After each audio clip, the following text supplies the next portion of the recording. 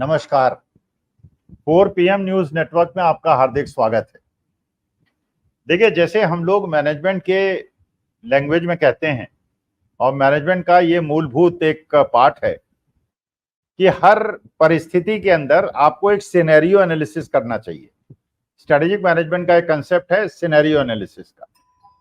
Scenario analysis का मतलब ये है कि आप ये अपेक्षा कीजिए कि क्या क्या परिस्थिति हो सकती हैं, क्या क्या विकल्प हो सकते हैं और इन विकल्पों में क्या क्या आपको काम, क्या आपकी कार्यकलाप हो सकते हैं और क्या आपकी स्ट्रेटेजी हो सकती है। मान लीजिए, उदाहरण लेता हूं, आपके जीवन में कोई प्रॉब्लम है। अब इस प्रॉब्लम को सॉल्व करने का एक तरीका तो होगा नहीं, इस प्रॉब्लम को सॉल्व करने के 4-5 तरीके होंगे या विकल्प होंगे।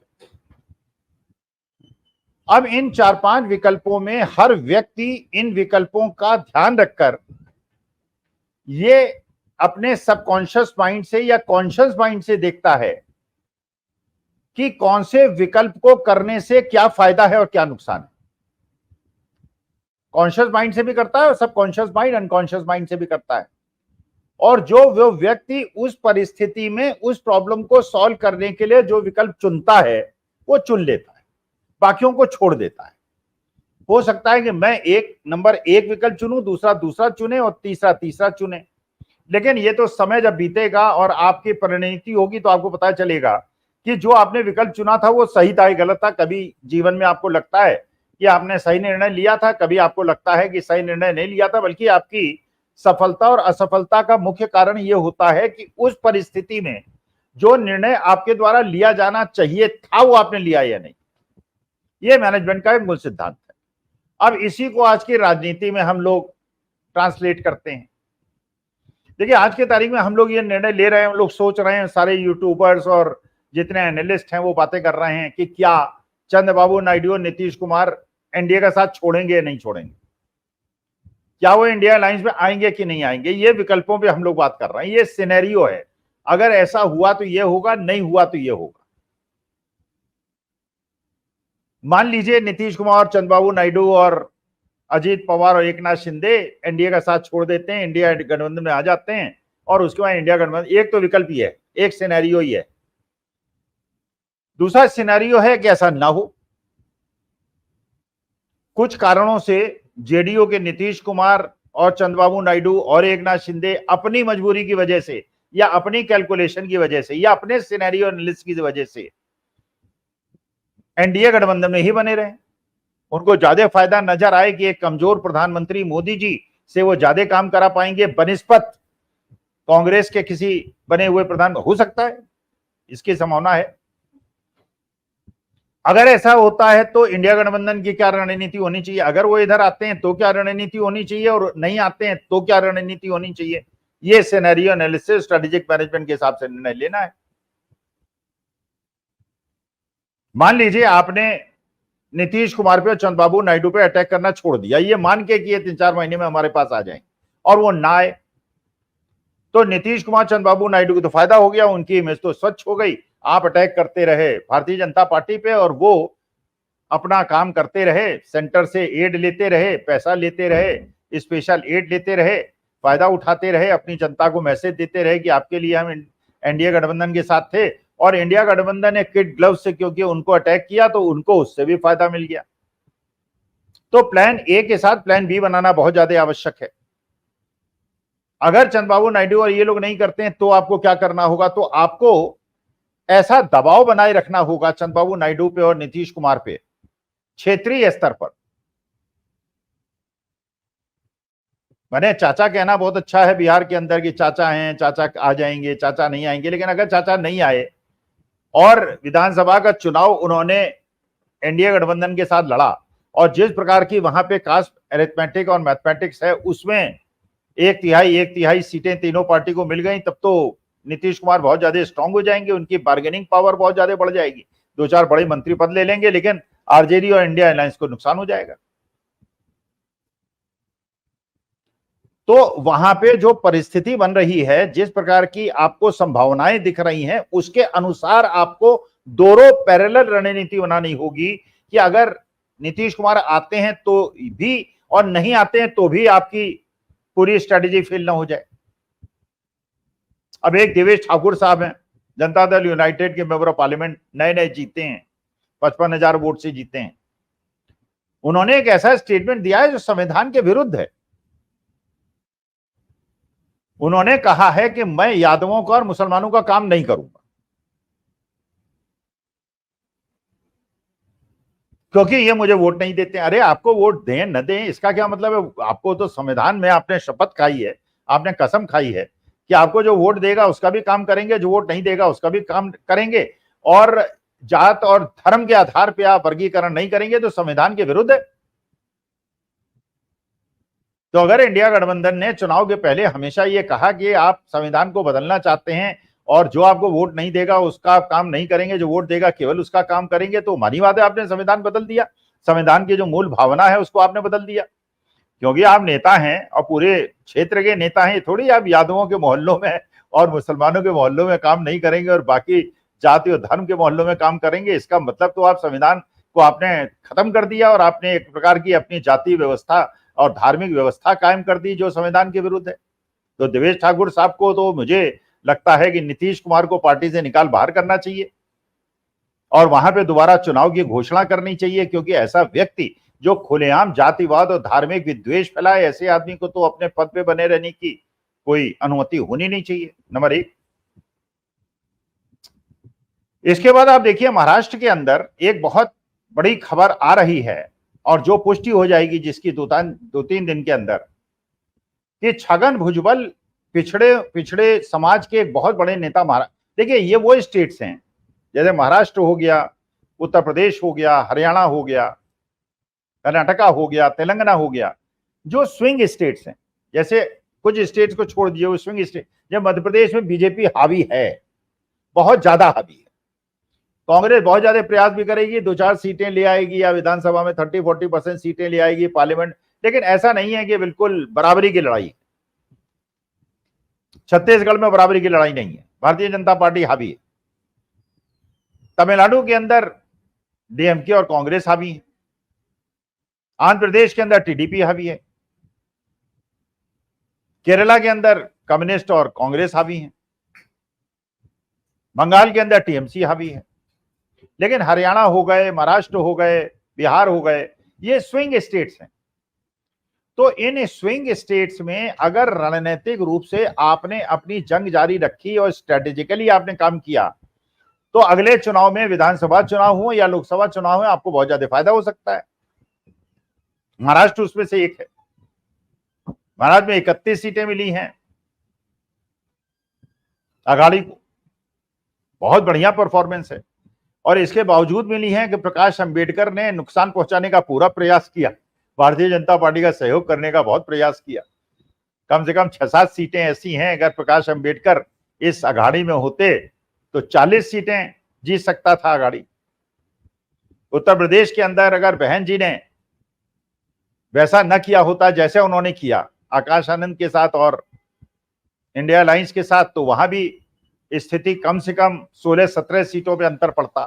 लेकिन अब सुन रहे हैं कि बहन जी और अखिलेश यादव के बीच में एक नया कॉम्बिनेशन बन रहा है, क्योंकि बहन जी को भी समझ में आ गया उनका तो राजनीतिक जीवन खत्म हो गया और आकाश आनंद का भी राजनीतिक जीवन खत्म हो गया। तो अगर वो इंडिया गठबंधन के साथ समझौता करके ये 16-17 सीटें जितवा देते या विधानसभा में जो चुनाव होने वाला है उसके अंदर इस प्रकार का गठबंधन करेंगे, तो यहां तो बहन जी का और अखिलेश यादव की तूती बोलेगी।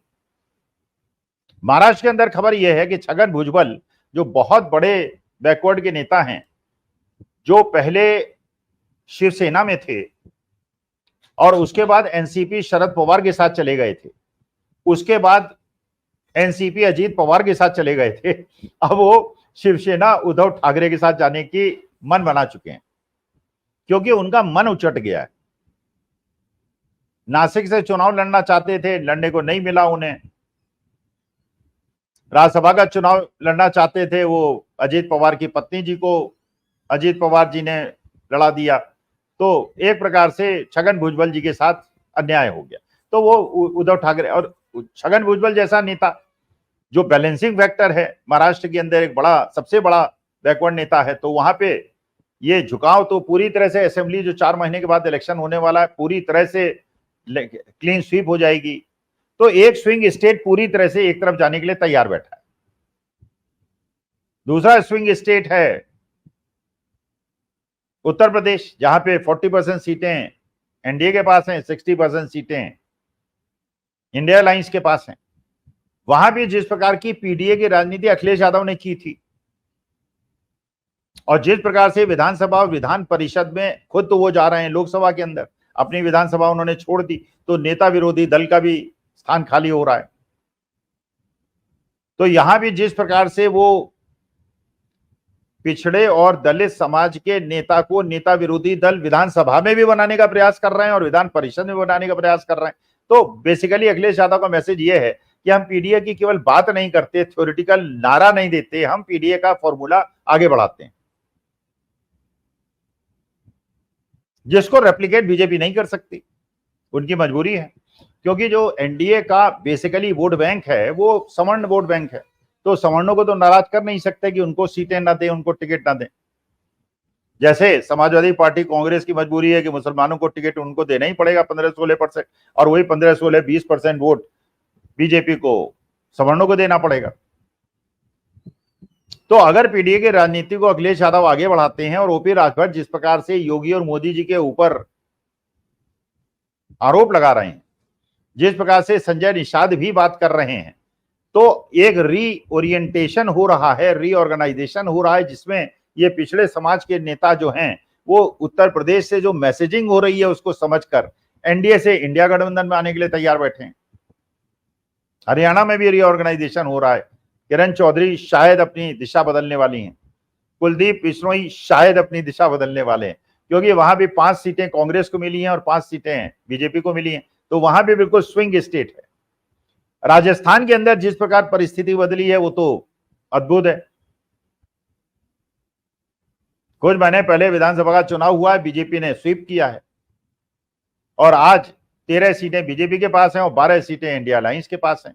वो भी एक प्रकार का स्विंग स्टेट है। तो वहां भी जिस प्रकार का रीऑर्गेनाइजेशन और पॉलिटिकल सोशल अरिथमेटिक हुआ है, जिसमें सीपीएम को भी साथ लिया है और बाप पार्टी जो आदिवासियों की पार्टी है उसको भी कांग्रेस ने साथ लिया है, और उत्तर प्रदेश के अंदर अगर जिस प्रकार की खबरें उतर रही हैं कि बहन मायावती जी को भी साथ लिया जा सकता है और वो साथ आ सकती हैं, और प्रकाश अंबेडकर जी ने भी समझ लिया है कि उनकी रिलेवेंट हो गई है पार्टी। अब महाराष्ट्र के अंदर 6-7% वोट उनके पास है, लेकिन वो 6-7% वोट एक गठबंधन के साथ जाके उनको तो रिलेवेंट बना सकता है, लेकिन अगर इलेक्शन अलग लड़ते हैं तो वो रिलेवेंट हो जाते हैं। तो ये मैसेज उन तक भी पहुंच गया है।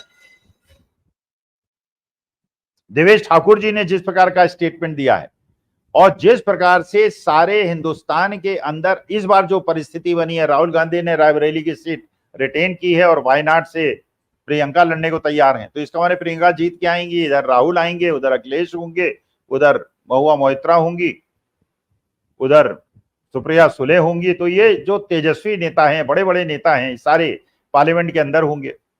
लोकसभा स्पीकर में भी देखते हैं टीडीपी का आदमी जीतता है, बनाया जाता है, डिप्टी स्पीकर अपोजिशन को मिलता है, या बीजेपी अपने लोगों को दोनों जगह थोपने में सफल हो जाती है। ये तो डिपेंड करता है कि टीडीपी कैसा बिहेव करती है और नीतीश कुमार कैसा बिहेव करते हैं।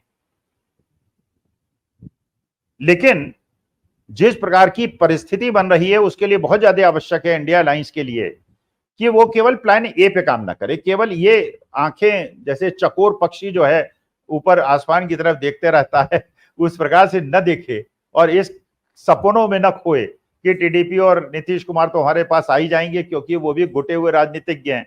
वो भी समझते हैं किससे ज्यादा फायदा उठाया जा सकता है और क्षेत्र की जनता से मिला जा सकता है।